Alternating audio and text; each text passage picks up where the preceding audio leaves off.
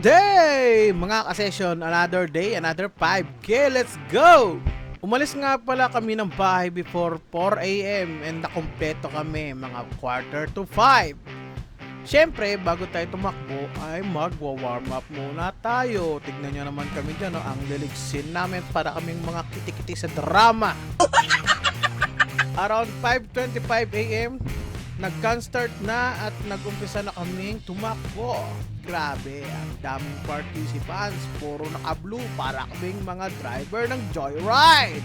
As usual, nasa huli tayo pero okay lang yan. Eto, literal na papunta ka pa lang, pabalik na kami. At ayun na nga, nakasulubong ka na si Master at umalis na din ako agad para ipagpatuloy ang aking pagtatakbo. Kakaibang experience din to dahil this time sa road naman kami tumakbo. Nagpa-practice kasi kami madalas sa oval kaya iba pa rin yung feeling kapag cemented pavement na yung tatakbuhan.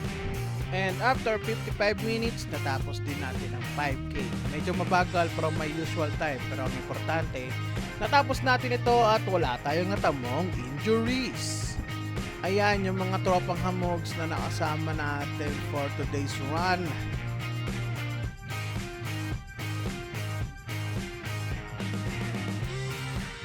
Wala pala tayong nadalang pamalit na damit. Kaya bumili tayo dito na rin sa Decathlon Masina. At syempre, hindi mawawala ang poultry. Konting kwentuhan and nag-uwian ng TV kami. That's it for my second 5K run. On to the next. See ya!